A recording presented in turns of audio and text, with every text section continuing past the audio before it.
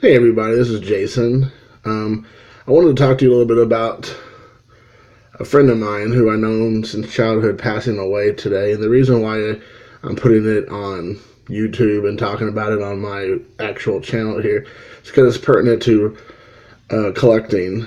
His name's Ken Stout. I'm from Jeffersonville, Indiana. And he had a shop in Jeff. Had been there, I don't know, 25 years, maybe 30 years at least.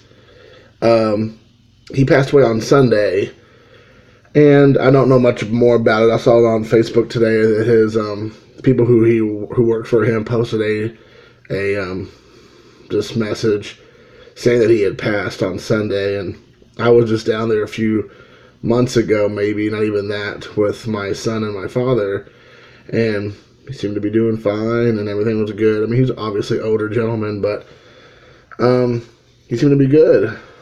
But I kind of want to talk a little bit about that, because this channel is about collecting autographs, collecting baseball cards, the hobby, and he was the gateway.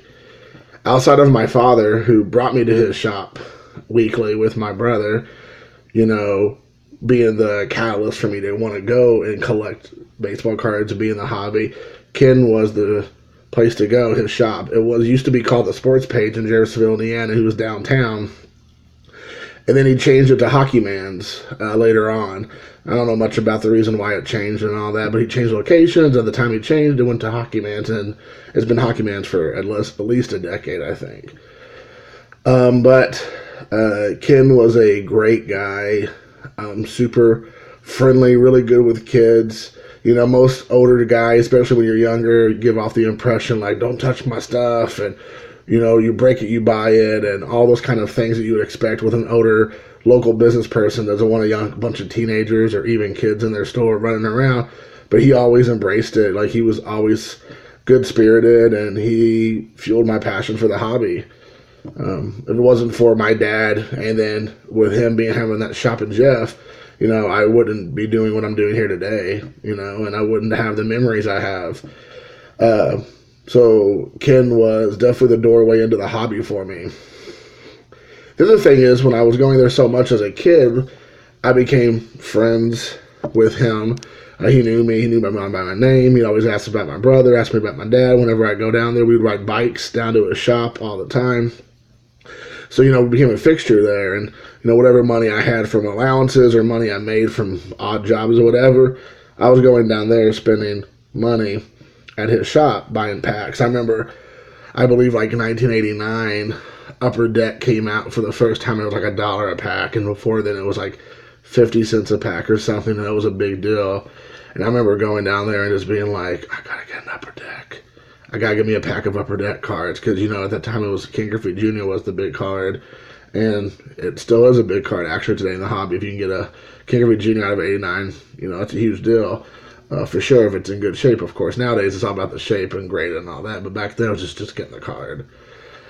And I remember that was one of my good memories there. As I got older, probably late elementary school, early middle school, I asked my dad, do you think Ken will let me get a job at the Sports Page working for him? And my dad said, well, you got to ask him. I don't know. I'm not Ken.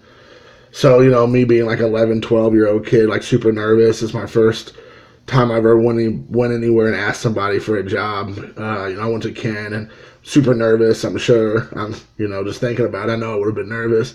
And I said, hey, Mr. Ken, do you think I could get a job working here? And, he said, sure.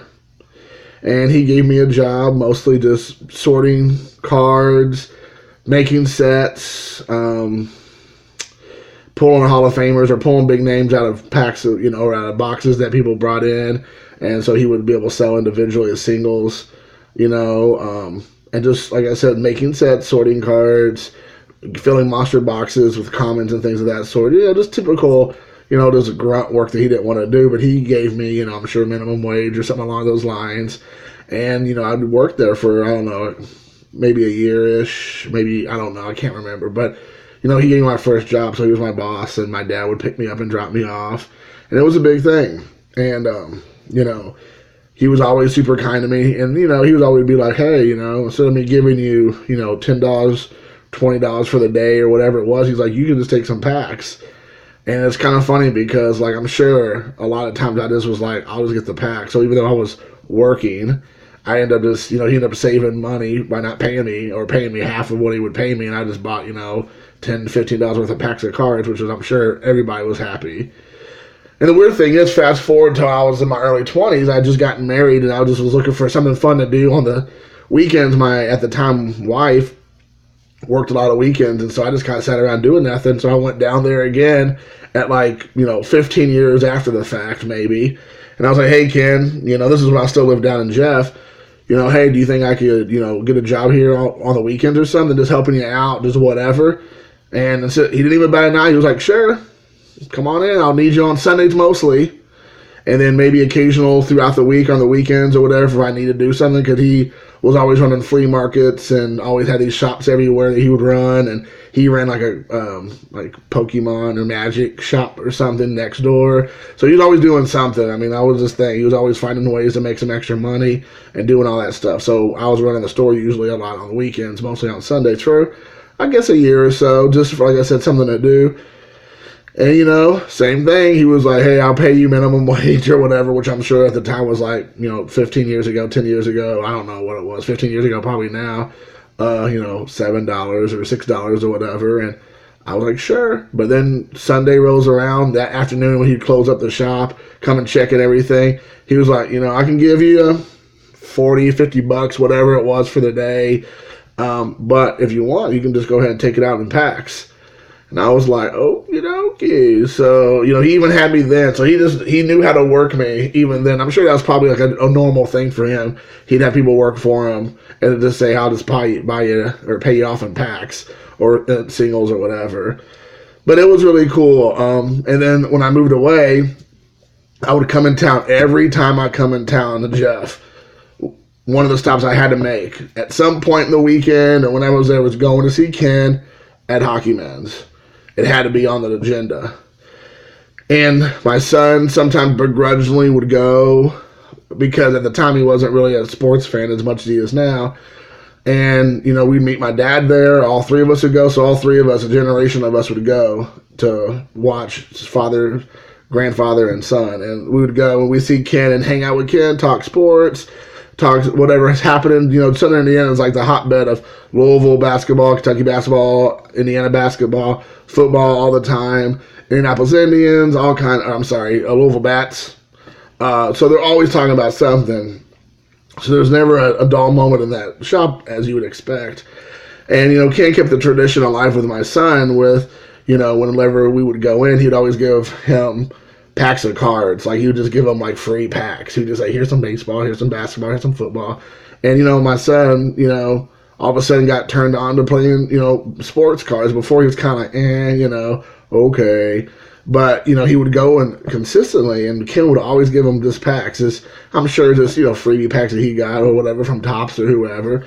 But he gave it to him, and that kind of started a little kindle of a fire. And, you know, and now my son collects, you know, and I think it has a lot to do with Ken just doing that back and forth. I mean, he's not a huge collector, but he has a passion-ish for it now. We went to a card show this last week.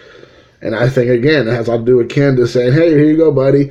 And, you know, my son would go in there and buy, like, you know, one whatever. And then Ken would just dump a couple packs in there for him.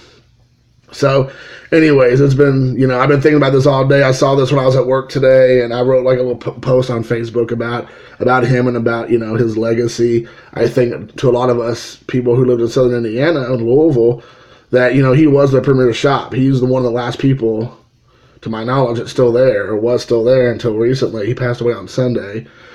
And so I don't know who's going to fill the void. Probably nobody. It's going to be impossible. I mean, Ken was, you know, Ken. I mean, you wouldn't be able to fill the void of what Ken did, but fill the void of a local card shop, I should say. I mean, I don't know. They said something about trying to keep it open or whatever in his memory, but, you know, unless you have a passion for that thing like Ken did, it's going to be hard to, you know, replicate that. So I have a feeling that, unfortunately, that shop probably will not last much longer. Maybe. I hope I'm wrong. I hope they keep it going. But, you know, Ken was the driving force behind it. So anyways, it was a sad day. to know that most gracious, real just class act of a man had passed. And, you know, I want to do this little tribute video, if you want to call it that, for Ken, and to say thank you for the memories and for all the things you've done for all of us collectors in the hobby, and just, you know, everything you've, you know, shown us through being, you know, a stalwart in the hobby for so many years. I mean, at least 30 years, I would have to say. So again, thinking about you, and I hope, at least for myself, that your legacy will continue to go on with all of us collectors that you touched throughout the years, giving us a passion for the hobby that we are in because of your passion for what you did. So thanks again for everything you've done for us, Ken. You'll be definitely missed, and it was good. It was good knowing you, sir. You take care.